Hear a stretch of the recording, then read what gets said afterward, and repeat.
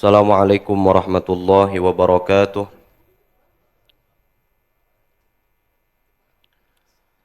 Bismillahi walhamdulillah. Wassalatu wassalamu ala sayyidina rasulillah Muhammad ibn Abdillah wa ala alihi wa sahbihi wa man tabi'ahu hudah wa wala. Rabbi shrah li sadri wa yassir li amri wahlul 'uqdatam min lisani yafqahu qawli. Subhanaka la ilma lana illa ma 'allamtana innaka antal alimul hakim. Wala haula wala quwwata illa billahil aliyyil azim.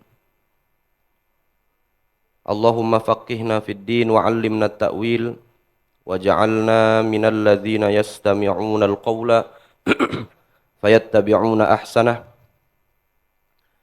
Allahumma arinal haqqa haqqan warzuqna ittiba'ah wa arinal batila batila warzuqna ijtinabah. Rabbi yassir wa la tu'assir, Rabbi tammim bil khair.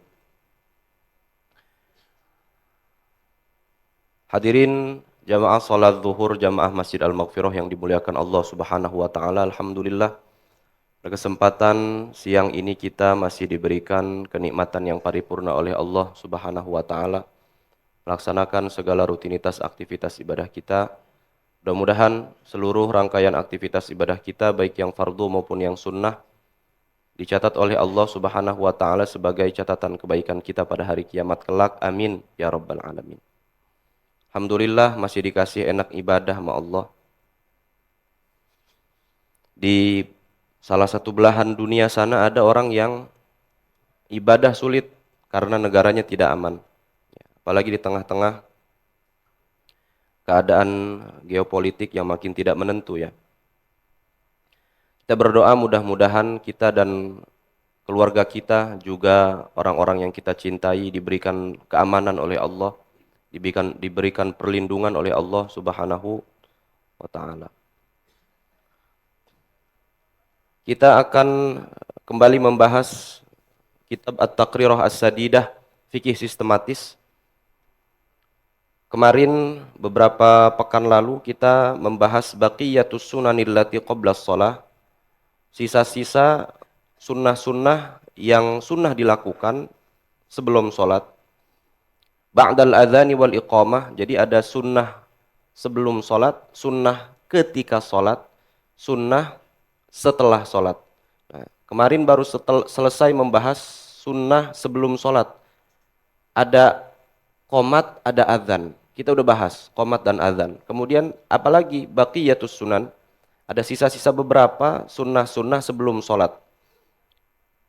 Yang pertama, al-masyu ila sholati bisakinatin wa waqar. Berjalan menuju sholat, menuju jamaah, atau menuju sholat lah ya.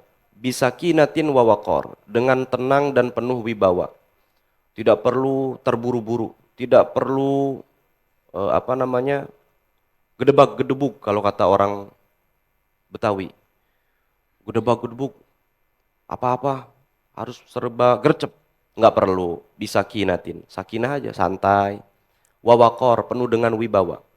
Memang ada hadis nabinya begitu. Rasulullah Shallallahu Alaihi Wasallam bilangnya begitu. Kalau kalian menuju kepada sholat kalian, jalanlah, jangan terlalu terburu-buru. Apa ketika kalian sampai kepada jamaah, laksanakan apa yang tertinggal oleh kalian, maka laksanakan. Kita dapetin imam di rakaat pertama, alhamdulillah. Kita dapetin imam di rakaat terakhir, tinggal ikut rakaat terakhir. Kata Rasulullah begitu.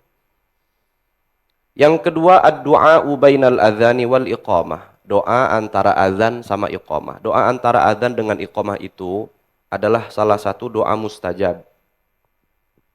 Makanya kita sebagai suami atau kita punya istri, mohon diajarkan bahwasanya doa di antara azan dan iqamah itu adalah doa mustajab.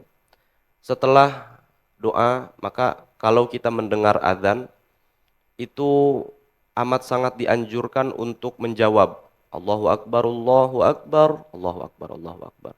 Sebenarnya Pak, sebenarnya kalau boleh jujur, semua azan yang kita dengar itu dianjurkan dijawab. Enggak cuma azan yang masjid terdekat. Cuma kalau semua azan yang kita dengar, kita jawab, masyaqqat, agak berat. Kenapa? Karena zaman sekarang masjidnya 5 kilometer, toaknya nyampe kemari. Kedengeran. Kalau di bahasannya para imam-imam fikih kita tuh, mana yang terdengar itu yang dijawab. Kalau bertalu-talu mendengar, kita ngejawabin. Dianjurkannya seperti itu. Cuma kita, ya masjid yang terdekat kita jawab. Hatta itu dalam keadaan lagi baca Quran.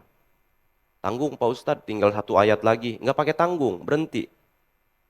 Tanggung Pak Ustadz, dua kata lagi. Nggak pakai tanggung, berhenti. Saking mulianya panggilan adzan. Waman ahsanu qawlan mimman da'a ilallah. Itu maksudnya adalah adzan. Tidak ada yang lebih mulia daripada panggilan adzan. Lagi ngomong, berhenti.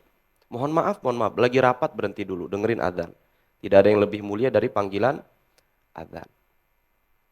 Setelah selesai kita jawabin adzan, doa. Allahumma robba hadhihi da'wati tammah sampai seterusnya, sampai terakhir. Habis doa, innaka la tukhliful mi'ad itu kan ujungnya. Rabbighfirli wali walidayya, ulang 5 kali. Rabbighfirli wali walidayya, Rabbighfirli wali walidayya. Sampai 5 kali, tutup dengan warhamhuma kama rabbayani shaghira. Itu dicatat sebagai orang yang berbakti kepada kedua orang tuanya wa in kana ghairu dzalik. Meskipun pada realitanya itu anak enggak bakti sama orang tuanya. Cara paling apa? Cara pamungkas dah, cara pamungkasnya. Setelah itu baru doa dah, ya Allah pengen kaya, ya Allah pengen sehat, ya Allah pengen panjang umur, ya Allah pengen mati husnul khotimah, doa. Istri juga begitu, doain ya Allah suami saya bla bla, suami saya bla. Doain, doain. Atau yang gampang mah istri suruh bagaimana doanya? Ya Allah kabulkan doa suami saya. Tuh ajarin itu. Mah, kalau istri nanya, "Pah, gimana cara ngedoain papa biar enak?" Ya Allah kabulkan doa suami saya. Ternyata suaminya doa, ya Allah berikan saya istri yang cantik, istri 4. Waduh, repot itu. Untuk gampang itu, ya Allah kabulkan doa suami saya. Coba sekarang dah.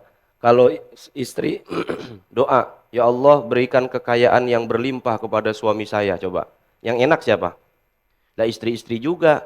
Cuman nanti istri pada mikir tuh Pak tuh. Kalau misalkan saya doanya berikan kekayaan yang berlimpah kepada suami saya, entar dia duitnya banyak, dia kawin lagi begitu mikirnya tuh istri itu kadang-kadang. Makanya yang enak tuh berikan sehat, panjang umur dan keluasan rizki dan berikan kecukupan ya atas keinginannya begitu istri itu. Jangan diajarin ke istri, jangan, nggak apa-apa. Takut pada pengen buka pos 4 ntar. Itu ya, ad-du'a bainal adzan wal iqamah. Jadi doa di antara azan dan iqamah itu doa yang mustajab. Sebab apa? Sebab kita habis doain Nabi. Habis doain Nabi itu. Itu salah satu rahasia tuh. Cara agar doa kita ikut manjat juga, ya, ikut terbang secepat kilat itu adalah menggunakan solawat. Solawat itu doain Nabi. Makanya kata Rasul Shallallahu Alaihi Wasallam, jangan bikin solawat itu sebagai pelana unta. Awalan sama akhiran doang, bukan. Jangan. Allahumma sholli ala sayyidina Muhammad wa alaihi wasallam. Allahumma ighfir li dzunubi wa sallallahu ala sayyidina. Itu namanya doa pelana unta, jangan. Kalau bisa awal, tengah, akhir. Awalnya baca solawat, tengah-tengah juga baca solawat. Awal baca solawat, kita doa keinginan kita, baca solawat, doa keinginan kita, baru tutup dengan solawat. Yang bagus begitu. Kenapa seperti itu? Karena kita lagi doain Nabi. Kalau doain Nabi kan pasti diterima sama Allah. Kalau doain Nabi kan yang ngaminin malaikat. Jadi kita mendoakan sesama muslim itu, malaikat ngaminin, amin walaka mithluh. Amin. Contoh, saya pengen ngedoain siapa saudara saya, cuman syaratnya dia nggak tahu. Doain saya punya saudara fulan, ya Allah, mudah-mudahan tuh orang kaya raya, sehat, panjang umur. Itu malaikat depan muka kita, depan jogrogan kita ngomong, amin walaka mithluh. Amin ya Allah, mudah-mudahan dia yang doa begitu tuh sama dapat yang apa yang ia doakan kepada saudaranya. Itu salah satu trik agar doa kita menembus ke langit. Itu kalau ngedoain saudara seiman. Bagaimana ngedoain rajanya saudara seiman, yaitu Nabi Muhammad Shallallahu Alaihi Wasallam. Nah, doa ba'dal adzan, doa setelah adzan itu doa ngedoain Nabi. Allahumma Rabb hadhihi ad-da'wati tammah, ya kan? Ati sayyidana Muhammadanil wasilata wal fadilah. Apa artinya? Ati Muhammadan al wasilata wal fadilah. Ya Allah, berikan Nabi Muhammad al wasilah, tempat tertinggi, wal fadilah, pemberian yang tanpa batas. Doain Nabi begitu. Padahal perlu nggak Nabi kita doain? Nggak perlu, Pak. Nabi mah nggak pakai kita doain juga udah mendapatkan tempat tertinggi dan pemberian tanpa batas. Langsung digaransi sama Allah. Di Al-Quran, Inna a'tainaka al-kautsar. Kami, wahai Muhammad, memberikan engkau al-kautsar. Kenikmatan yang banyak. Ada yang mengartikan al-kautsar itu telaga di surganya Nabi Muhammad SAW. Perlu nggak kita doain Nabi? Perlu, Pak. Bukan buat Nabi, buat kita. Ati sayyidana Muhammadanil wasilata wal fadilah wasyarafa wad darajatal aliyatar rafi'ah. Berikan ia kemuliaan, derajat yang tinggi. Perlu nggak? Perlu buat kita, bukan perlu buat Nabi. Nabi itu bagaikan air, bagaikan ember yang sudah berisi air penuh. Nabi Muhammad sudah penuh dengan kemuliaan. Kalau kita coba-coba nuangin air ke dalam ember yang sudah penuh, apa yang terjadi, Pak?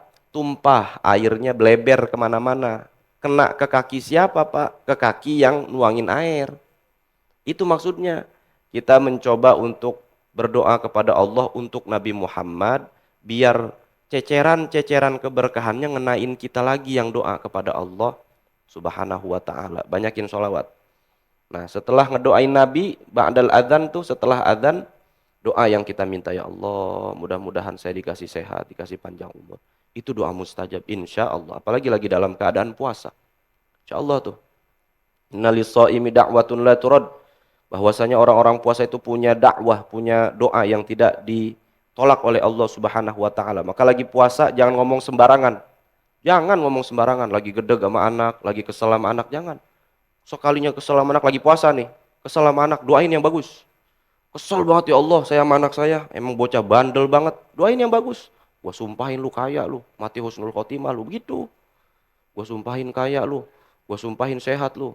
Nyumpahin yang bagus, yang bagus-bagus, ya, kayak Imam Abdurrahman Sudais, katanya kan ceritanya dia itu dulunya badung, numpahin masakan buat tamu ibunya, sama ibunya disumpahin apa? Udah lu keluar sono lu, gue sumpahin jadi imam Masjidil Haram, jadi imam Masjidil Haram. Tuh salah satu trik untuk orang tua kita ya, yang susah-susah punya emosi, pokoknya ingat apa yang keluar dari mulut kita akan terjadi pada anak kita gitu. Yang bagus-bagus, lagi di jalan kita lagi kesel-kesel, santai aja, santai, karena kita lagi puasa, takut itu yang diaminkan. Ntar kalau kejadian gimana, kita bakal nyesel, tahu itu bakal dikabulkan sama Allah, mau gue minta yang lain, ya enggak? Tahu itu bakal dikabulkan sama Allah, mau gue minta yang bagus-bagus. Coba dah bayangin dah, kita punya ucapan nih, kalau nggak dijaga, tiba-tiba kejadian, orang motong kita di jalan, wah gue sumpahin nyusruk beneran, jangan-jangan itu adalah doa kita yang dikabulkan Allah. Tahu doa kita dikabulkan Allah, ya kita minta yang lain, ya enggak?